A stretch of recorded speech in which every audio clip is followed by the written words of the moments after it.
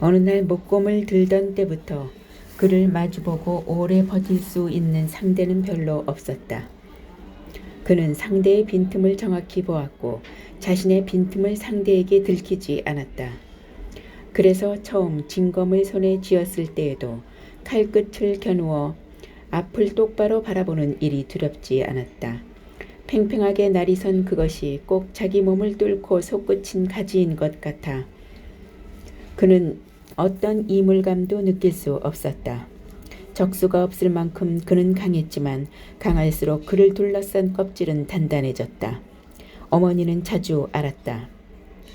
계절이 바뀔 때마다, 꽃가루가 날릴 때마다, 비가 오고 눈이 내릴 때마다 조금씩 다른 방식으로 아팠다. 가슴을 움켜쥐고 기침하기도 하고 하루 종일 쉬지 않고 눈물과 콧물을 흘리기도 하고 메밀 베개가 뜨거워지도록 열병을 앓기도 했다. 어머니는 그 모두를 회향병이라고 불렀다. 그는 언제고 지금 머무는 바로 이곳보다 머물고 싶은 그곳을 그리는 어머니의 버릇이 싫었다. 늘 두고 온 고향 쪽으로 머리를 뉘고 잠드는 어미는 강한 아들을 회양병만큼이나 두려워했다.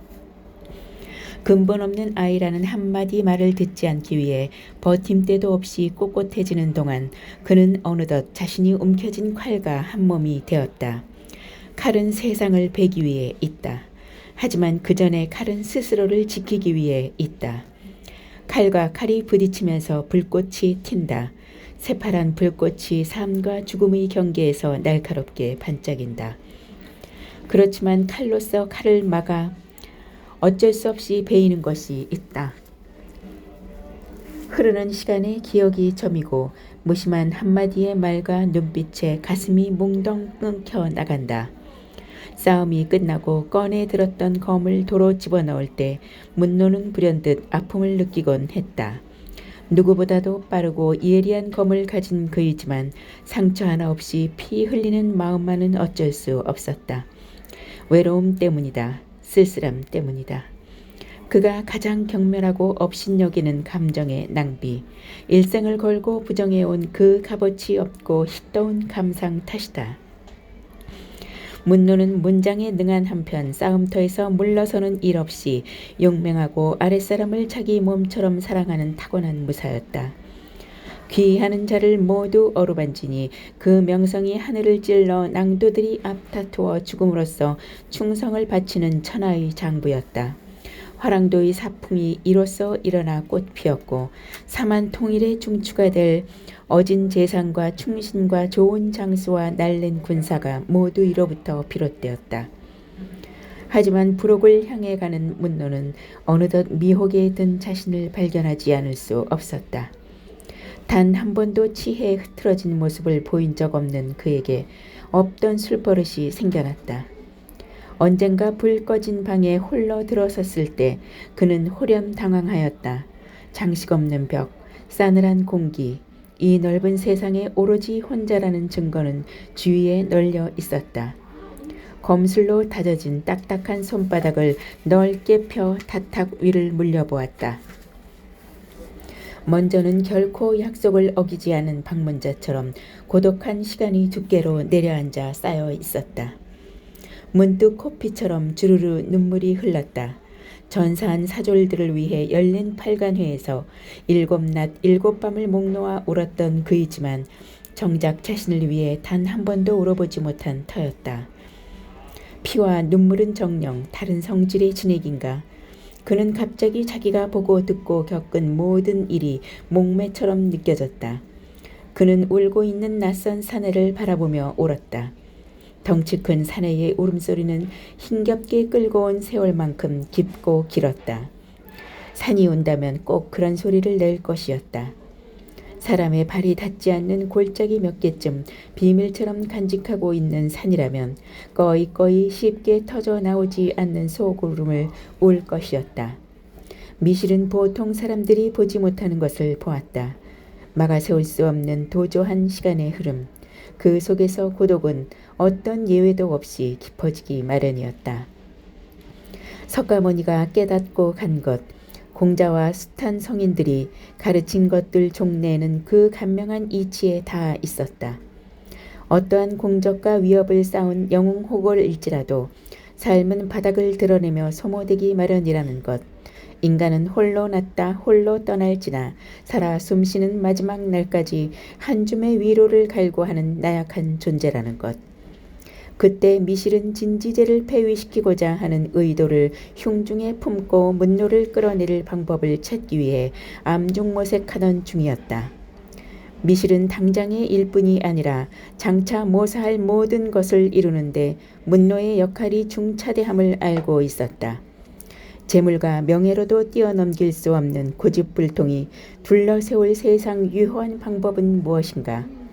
강제로 쓰러뜨릴 수 없다면 스스로 쓰러지도록 만드는 길뿐이다. 경험하지 못한 자의 단호함은 경험한 자의 자만심을 넘어서지 못한다. 미실은 이미 머릿속에 그려진 세밀한 계획을 떠올리며 만족스러운 웃음을 싱긋 지었다. 미실은 문노와 함께 출정했다 돌아온 세종에게 넌지시 윤궁의 재가를 의논했다. 동년 태자가 죽은 지 벌써 5해가 지났소. 그런데도 윤궁은 여태 윤실 공주를 기르는 데에만 힘을 쏟으며 청상과부로 수절하고 있어이다. 죽은 동륜의 장인 진종 전군이 거두어 보살핀다고는 하나 늙은 새가 값핀 꽃을 어루만지기엔 한도가 명확하니 어찌 하늘이 내린 본성을 거스르며 살겠소. 하루바삐 짝을 찾아 음양의 이치대로 사는 것이 옳지 않겠소. 궁주의 말씀이 옳습니다. 하면 윤궁의 짝으로 염두에 두신 자가 있사옵니까? 전근이 거느리고 있는 화랑문노가 오랫동안 독신으로 살고 있다 들었는데 그것이 사실이요? 그러하옵니다. 그러잖아도 저 역시 홀몸으로 지내는 문노가 아무래도 걱정이었습니다. 문노라. 그에게 나의 동생 윤궁이 어울리긴 하였으나 지위가 낮은 것이 걱정이로다. 미실은 문노가 자신을 반대하는 자라는 사실을 아예 모르는 듯 웅뭉스럽게 운을 떼었다. 미실은 이미 문노의 짝으로 고종제인 윤군만큼 적합한 여인이 없다고 확신하고 있었다. 윤궁이라면 사심없이 문노의 고독을 어루만져 능히 그의 외골을 돌려세울 수 있는 여인이었다. 과연 윤궁은 미실이 원하던 답을 꺼내주었다. 사람이 좋다면 어찌 위품을 논하겠습니까? 소녀의 가련한 처지를 돌보아 주신 처사 두고두고 가문팔 일이옵니다. 발 없이도 한달음의 천리를 가는 것이 사람의 말이었다. 윤궁의 말은 전해 들은 문노는 그 욕심없고 공명한 여인에게 감사감동하였다. 여인네라면 당연 미실처럼 달착지근한 요기를 풍기게 마련이라 믿었는데 이처럼 삼상이 풍미한 여인이라면 동혈의 벗으로 평생을 바쳐도 좋으리라 생각하였다. 곁에서 부지런히 똥기어 훈수를 두는 이도 여럿이었다. 문노의 부재인 동시에 윤궁과 종영제 지간인 비보랑 역시 양쪽을 바삐 오가며 이 결혼을 성사시키기 위해 애썼다. 비보는 설원과 함께 화랑도에서 노래와 피리를 배웠으나 그 재주가 설원에 미치지 못했다. 하지만 문노에게 검을 배워 마침내 가장 뛰어난 부하가 되어 문노를 보좌하기에 이르렀다. 그에게는 18 어린 나이에 얻은 첩 유지가 있었는데 비보와 유지의 연분을 잠옷 기하기 그지 없었다. 유지는 검술에 뛰어난 여인이었다. 하지만 천한 신분을 가진 그녀는 정처 없이 떠돌아다니던 끝에 난도를 끌어모아 소요를 일으키기에 이르렀다. 조정에서 군사를 보내 잡으려 했으나 유지가 이끄는 난도는 쉽게 진정되지 않았다. 이때 비보랑이 호련히 수병을 거느리고 유지의 소굴을 급습하였다. 난도들은 거칠고 포악했지만 훈련되지 않은 오합지졸이었다. 비보는 선봉에 서서 그들을 교란시켜 진압했다. 마침내 유지가 들어앉은 굴 앞에 이르러 비보는 갈비를 모아 불을 지피고 연기를 안으로 흘러들게 했다. 사람 가죽을 쓴 너구리들이 매운 연기를 이기지 못해 기침을 토하며 도망쳐 나왔다. 하지만 난도의 우두머리인 유지만은 타 죽기를 각오한 듯 끝내 모습을 드러내지 않았다. 비보가 모닥불을 끄게 하고 동굴 안을 향해 소리쳤다. 나는 신국의 화랑 비보이다. 내 그릇된 행동으로 황제의 성녀와 백성의 근심이 크니 어찌 너희 무리를 그냥 두고 볼 수 있겠는가. 어서 동굴에서 나와 죄를 자복하고 반성의 절을 올리도록 하라. 내 스스로 그리한다면 목숨만은 살려주리라. 그 소리를 들은 유지는 동굴에서 나오지 않은 채 도끼 어린 목소리로 대꾸했다. 나의 무리가 이미 화랑도의 칼 아래 목숨을 잃었는데 나 혼자 살겠다고 기어나가 굴복하겠는가. 어서 다시 불을 지펴라. 나는 목숨을 구걸하기 위해 신의를 버리느니 차라리 불에 타서 죽기를 원한다. 나는 무장시킨 무기는 칼과 창이 아니라 부처님의 자비심이다. 나라를 혼란에 빠뜨린 난도라 하여 어찌 함부로 숨탄 것의 목숨을 빼앗겠는가. 내 무리들은 모두 내 칼등에 맞아 쓰러져 기절한 것이다. 내가 직접 나와 확인해보라. 동굴의 어둠이 한동안 미묘한 망설임으로 일렁였다. 잠시 후 유지가 모습을 드러냈다. 짐승 가죽을 벗겨 지은 옷을 입고 산발한 머리에 검댕으로 얼룩진 모습을 하고 있었지만 공포와 의심으로 흔들리는 큰 눈은 잠옷 고혹적이었다.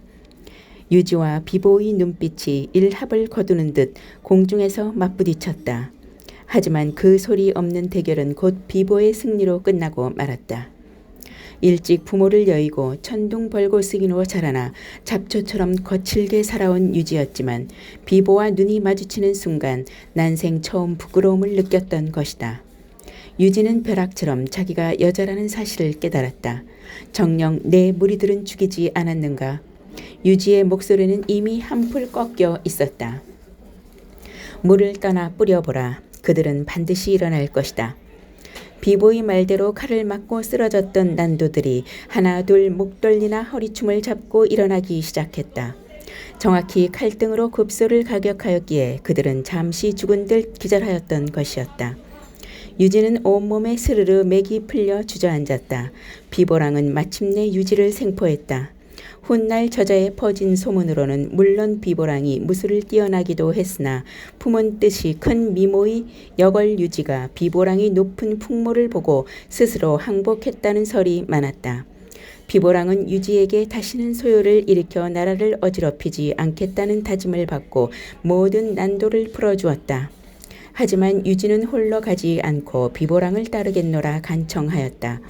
거칠고 독하기가 다 북쑥 같으나 한 사내를 사모하는 마음은 어느 여염집 처자와 다를 바 없었다. 유지는 자신을 토벌하러 온 소년 장수 앞에 무릎을 꿇고 말하였다. 다만 그대를 쫓아 죽기를 원할 뿐 다른 곳으로 도망가 그대를 잊고 살기를 원치 않소이다. 나를 받아주시오. 그대와 이 생을 함께할 수 있다면 천첩의 신분이라도 마다하리까. 사랑은 그런 때에 온다.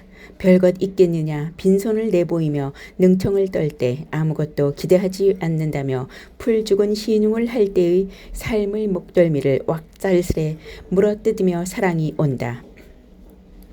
아무 때나 어떤 길에서나 복병처럼 느닷없이 나타난다.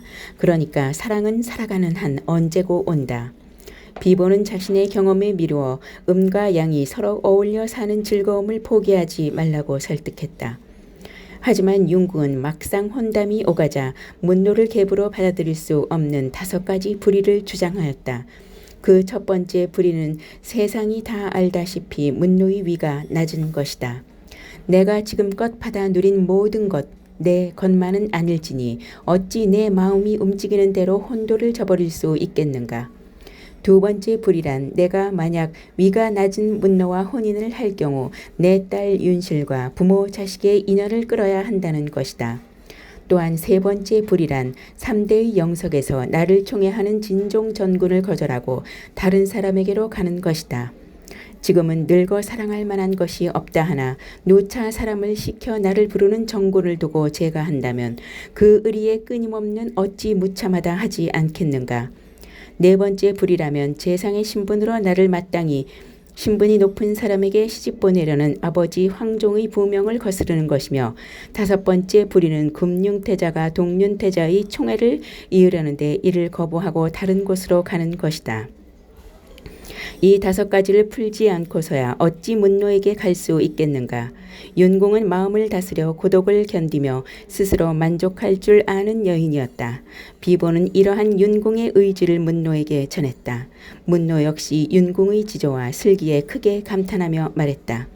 낭주의 말씀이 옳다. 나는 기다릴 것이다. 5가지 불의가 5 이상의 정의가 될 때까지 우리가 꼭 만나야만 할 인연이라면 살아있는 어느 날엔가는 반드시 이 모두가 풀리지 않겠는가. 오래지 않아 그때가 왔다. 이름과 이름이 향기만으로 서로 그리워하던 문노와 윤공은 미실의 궁에서 처음 대면했다. 미실은 그들의 만남을 축하해 주기 위해 자신의 분벽 사창을 기꺼이 내주었다. 꽃들판을 통째로 떠와 방을 꾸릴까 궁리도 하였으나 미실은 도리어 반대의 방법을 취하였다. 미실은 윤공을 불러 밥을 짓게 하였다. 향긋한 산나물과 자반으로 소박한 밥상을 꾸미었다. 그리고 문노와 윤공을 마주 앉히고 친히 소매를 걷어 술잔을 채워주며 말하였다. 지금이야말로 5가지 불의가 모두 해소된 아름다운 때로다. 진종 전군이 세상을 떠나 사절의 의리가 끊어졌고 문노공이 국선으로 장차 크게 기용될 것이니 살피고 꺼릴 것이 더 있겠는가. 멀리서 지켜보며 그리는 마음이야말로 꽃보다 향기롭고 가향주보다 달콤하니 그대들은 꽃과 나비처럼 부람없이 어울려도 좋으리라. 미실은 극이하사하고 자리를 비켜주었다. 외로이 홀로 늙은 총각과 몇 번쯤 삶의 파고를 넘어 고단한 과부는 차마 마주보기 어려워 한동안 밥알만 헤아리고 있었다. 하지만 그때 이미 문노는 따뜻하고 구수한 밥과 구운 생선의 비린내에 마음이 훈훈히 풀린 터였다. 신을 위해 낭주께서 직접 요리를 하셨다 들었습니다. 이토록 과분한 대접을 받으니 차마 몸둘 곳을 모르겠습니다. 솜씨 없이 차린 쥐코 밥상입니다. 맛있게 잡수신다면 더 바랄 것이 있겠습니까? 신이 생선을 즐긴다는 것을 어찌 아셨습니까? 가야 출신으로 갯가에서 나고 자란 신의 어머니가 차려주시던 밥상이 꼭 이러했습니다. 참으로 감격스럽기 그지없는 맛입니다. 그제야 마침내 문노와 윤공이 눈을 맞추어 서로를 확인했다. 윤공은 웃을 때마다 처진 눈꼬리에 파문처럼 물결이 주름져 수은해 보이는 여인이었다. 하지만 하관이 넓어 제법 강단져 보였고 인매 또한 야무졌다. 아무려면 어떤 용모라도 상관없었다. 따뜻한 밥, 향긋한 나물, 괜찮다 걱정 말라는 듯한 눈빛에 문노의 서늘한 가슴은 녹아들고 있었다. 윤공 또한 상상 속에 그린 것과 영락없는 문노의 억실억실한 모습에 친근감을 느꼈다. 동륜의 절명으로 끝이 난 불행한 결혼 생활은 생각하면 윤공은 도무지 어떤 산에도 마음에 들일 수 없을 것만 같았다. 하지만 문노는 다르리라. 세상이 여느 사내들과는 다르게 자신을 배반하지 않으리라는 확신이 생겼다. 문노는 윤공에게, 윤공은 문노에게 꼭 그런 사람이었다. 진즉에 만났어야 할 사람, 오랫동안 눈뜬 봉사처럼 어둠 속을 헤매다 발끝이 저릴 즈음 기어이 찾는 한 점 불빛, 사람으로 태어나기 전부터 만나 사랑하기로 약속된 사람. 윤군 난주, 낭주가 아닌 선모는 상상할 수도 없습니다. 선모가 없다면 나는 국선에 나갈 수 없고 나라의 부르심에 옳게 응할 수 없나이다. 부디 나를 안에서 도와 이끌어 주십시오. 문노의 고백에 윤공은 기다렸다는 듯 화답하였다. 나 역시 군을 그리워한 지 오래되어 창자가 이미 끊어졌습니다. 비록 고를 더럽힌다 할지라도 마땅히 사모하는 마음으로 따르고자 할진데 하물며 선모의 귀함을 받잡고서 어찌 거절할 수 있겠소이까. 음전한 윤공의 자태에 감동한 문노는 언 땅이 녹아 튼실한 뿌리가 단번에 솟구치는 느낌이었다. 그는 기쁨을 억누르지 못한 채 소리쳤다. 사람들은 모두 나에게 국선의 위가 얼마나 영예로운지 말하지 않지만 나는 오로지 선모를 모시는 영예에 기뻐할 뿐입니다. 웃음이 담장을 넘는 남의 집 앞을 어슬렁거리며 열린 대문 틈새를 흘끔흘끔 들여다보던 외로운 소녀는 더 이상 없었다. 들끓는 열기를 이기지 못해 우산도 없이 한비를 맞으며 온몸으로 혼김을 뭉게뭉게 지펴 올리던 고독한 젊은이도 이제 없었다. 걸어 들어갈수록 서늘한 삶의 속내, 그 갈피 어디쯤에서 이토록 따뜻한 여인을 만날 수 있었는지 문노는 마누를 향해 손을 뻥끗 윤궁을 얼싸안고 어하둥둥 간간히 어우러졌다. 그녀의 매끈한 어깨를 꽉 잡았다 놓을 때 그인 비로소 목숨 덩저리를 더듬은 듯 하였다. 9개의 몸 구멍에서 풍기는 탄내, 땀내, 갖가지 인내가 풋콩을 씹듯 베리고 구수하다는 것도 처음 알았다. 사람의 향기, 사람의 온기, 사람과 사람의 부대낌이야말로 무엇으로도 대신할 수 없는 위안이었다. 문노는 가쁜 숨을 시큰거리며 윤궁에게로 천천히 미끄러져 들어갔다. 그들은 서로 서러운 기억을 단단히 깍지 껴 끌어안았다. 마침내 넓고 따뜻한 그곳에 다 이르러 목덜미부터 등과 엉덩이의 허벅지와 종아리까지 오스스 소름이 돋았다. 문노는 상처 입은 짐승처럼 엎드려 울며 몸을 떨었다. 태어나서 처음 맛본 짜릿한 삶의 전율이었다. 이로부터 문노와 윤궁은 한 지붕 아래 몸을 의지해 살게 되었다. 윤궁은 탁월한 미소를 감추지는 못했지만 내조에 뛰어난 지혜로운 여인이었다. 미실의 관계가 아니더라도 화해하고 타협하길 좋아하는 그녀는 문노가 미실을 꺼린다는 사실을 적이 불편하게 여겼다. 윤궁은 문노를 다독이며 충고했다. 군은 세종 정군의 신하된 몸을 찔 때 미실 공주를 반대함은 옳지 않습니다. 전군이 공주를 자기 목숨처럼 여기는 것은 군이 나를 목숨처럼 여기는 것과 같습니다. 만약 군의 낭도들이 나를 그르다 책망한다면 군의 심정은 어떠하겠습니까? 윤궁의 말에 문노는 짐짓 어기대며 말했다. 선모와 공주를 어찌 같은 여인이라 하겠습니까? 선모는 공주와 같은 잘못이 없으니 낭도들이 비난할 리도 없지 않습니까? 사람에게 누구나 장단과 과실이 있는 것은 부득이한 형편 때문입니다. 군이 오랫동안 전쟁터에서 오직 강철 같은 심장만을 법으로 삼고 처자의 즐거움을 갖지 못한 것은 이처럼 갖가지 사연과 곡절이 넘치는 세상과 통하지 못했기 때문입니다. 내가 지금 군의 아들을 복중에 가졌는데 군이 뜻을 굳게 지키고자 검문에 거스르는 처신을 한다면 뱃속의 이 아이는 장차 어떤 처지에 놓이겠습니까? 아이에게 좋은 아버지가 되기 위해서는 내 말을 새겨들어야 할 것입니다.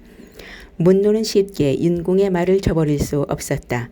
백발의 공경은 한 대의 사랑만 못하다고 하더니 윤궁을 얻고서야 비로소 안정을 참고 참된 행복을 맛보던 문노였다.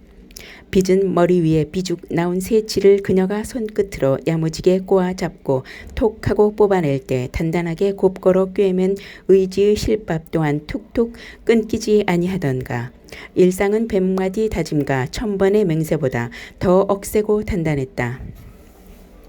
문노는 곧 아버지가 될 터였다.